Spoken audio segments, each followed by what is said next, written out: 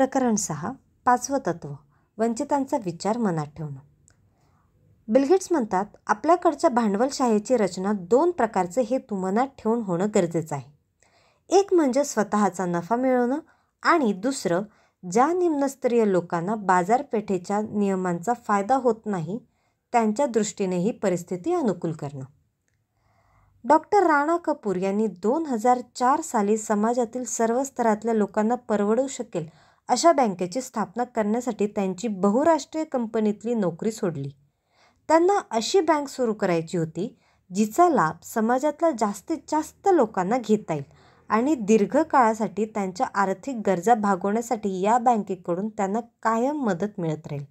Doctor Kapoor यांचा एक विचार ठाम होता की बँकेचे कर्मचारी हे कोणी उद्धट किंवा करड्या पद्धतीने वागणारे साहेब लोक नसावेत. उलट त्यांनी स्वतःला देशाच्या अर्थव्यवस्थेचे सेवक समजायला हवं.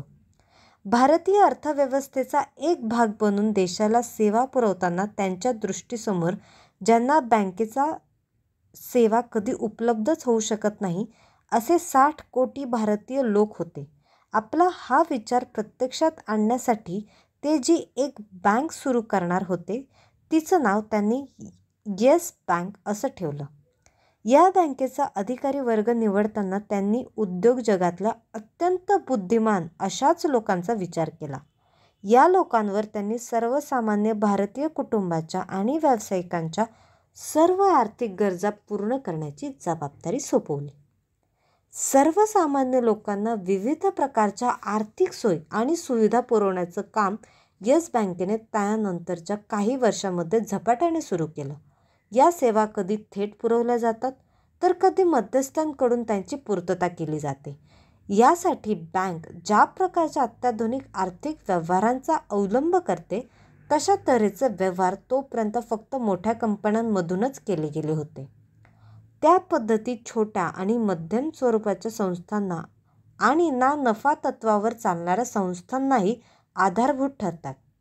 मुख्य म्हणजे सर्व तऱ्हेच्या आर्थिक सेवा पुरवणाऱ्या अत्याधुनिक बँकांमध्ये वापरली जाणारी अत्याधुनिक पद्धत वापरूनच आपल्या ग्राहकांना कर्ज पुरवठा करत असतानाच बँकेच्या इतरही सेवांचा लाभ करून देण्यास येस बँकेचा विशेष भर होता. याचे एक उदाहरण म्हणजे मायक्रो फायनान्स इन्स्टिट्यूशन MFIs कडून पैसे मिळवण्याची सोय करून घेऊन ते पैसे कर्ज पुरवठादारांना द्यायचे. हे पैसे शेअर्सच्या रूपानं दिले जातात. यामुळे या MFIsना अधिकार भांडवल मिळवता येण्याची सोय होते आणि त्या आणखी जास्त लोकांना कर्ज देऊ शकतात. येस बँकची स्थापना एका जुगाड विचारसरणीच्या व्यावसायिकांनी केली आहे. ही करताना त्यांच्या मनात जे छोटे छोटे उद्योजक आत्तापर्यंत पारंपरिक पद्धतीचा बँकिंग व्यवस्थेमुळे उपेक्षित राहिले होते त्यांच्या विकासाला चालना यावी हा हेतू होता. या छोट्या उद्योजकांना भांडवल पुरवण्यासाठी बँकेने अनेक साध्या पण परिणामकारक पद्धती विकसित केल्या आहेत. याचं एक उदाहरण म्हणजे येस बँकेच्या लक्षात आलं होतं की छोट्या उद्योजकांना कर्ज देण्याच्या बाबतीत बाजारपेठेमध्ये कायमस्वरूपी अशी कुठलीच योजना नव्हती, कारण ते त्यांच्या जमा खर्चाचा कुठलाही हिशोब ठेवत नाहीत किंवा अधिकाऱ्यांना स्वतःच्या व्यवसायाची पूर्ण माहिती देऊ शकत नाहीत. ही अडचण दूर करण्यासाठी येस बँकेने एक क्रेडिट अप्रेझल टूलकिट CAT विकसित केलं. यात एक्सेलवर आधारित डेटा अनालिसिस टूलचा वापर केला जातो. ज्या छोट्या उद्योजकाने कर्जासाठी अर्ज केला असतो त्याने तोंडी सांगितलेल्या त्याच्या व्यवसायाच्या माहितीची खातरजमा या टूलद्वारे केली जाते.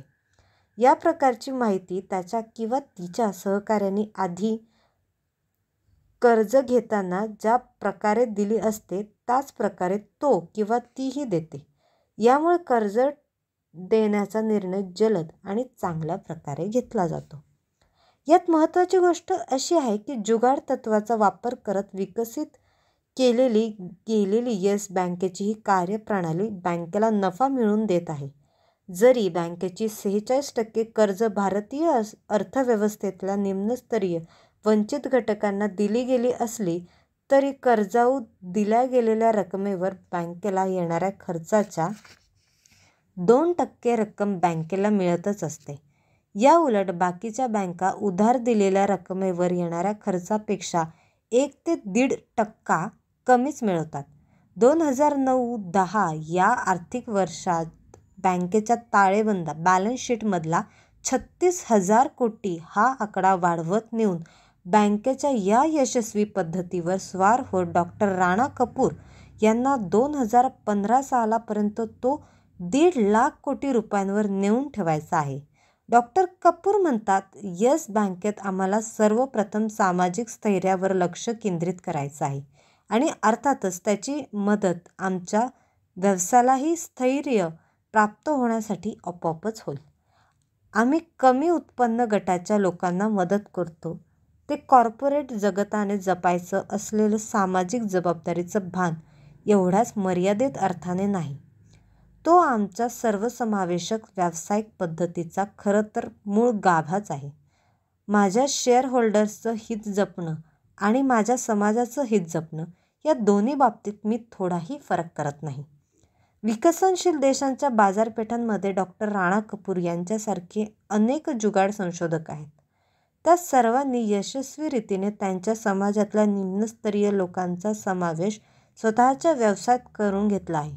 ग्राहक म्हणून किंवा कर्मचारी म्हणून सुद्धा निम्नस्तरीय वंचित समाजातील घटकांना स्वतःच्या व्यवसायात सामील करून घेण्यासाठी सामाजिक हित तर जपलं जातच, शिवाय तुमच्या व्यवसायालाही ते एक विशिष्ट दर्जा प्राप्त करून देतं. हेच या व्यावसायिकांनी स्वतःच्या कृतीतून जगाला दाखवून दिलेलं आहे. त्यातून फायदा तर मिळतोच, शिवाय ते संशोधनासाठीही पूरक ठरतं. जुगाड संशोधक त्यांच्या व्यवसायात अशा वंचित गटाच्या लोकांना कसं सामावून घेता येईल ते आपण या प्रकरणात बघणार आहोत. अनेक नामवंत कंपन्यांमध्ये याच्या अगदी विरुद्ध धोरण राबवलेलं दिसून येतं. बहुतांश वेळा या कंपन्यांचे अधिकारी अशा तळागाळातल्या ग्राहकांकडे आणि कर्मचाऱ्यांकडेही दुर्लक्ष करताना दिसतात. त्यांच्या मते अशा गटांमधल्या लोकांकडून कसलाही फायदा होत नाही, शिवाय त्यांना कुठलीही सेवा देणं या मंडळींना कटकटीचं वाटतं. काही वेळा तर या लोकांना संशोधन प्रक्रियेत सामावून घेणं त्यांना फारसं महत्त्वाचं वाटत नाही. खरं म्हणजे अशा गटातल्या ग्राहकांचं वाढतं वैविध्य आणि तितकीच वाढती संख्या जगात अनेक ठिकाणी दिसत आहे. तरीही या कंपन्यांनी या ग्राहकांकडे पाहण्याची ही दृष्टी असल्याचे दिसते. डॉक्टर राणा कपूर यांच्यासारख्या जुगाड संशोधकांकडून मोठ्या कंपन्यांना याबाबतीत अनेक गोष्टी कशा प्रकारे शिकून घेता येतील त्याचाही वेध आपण या प्रकरणात बघणार आहोत.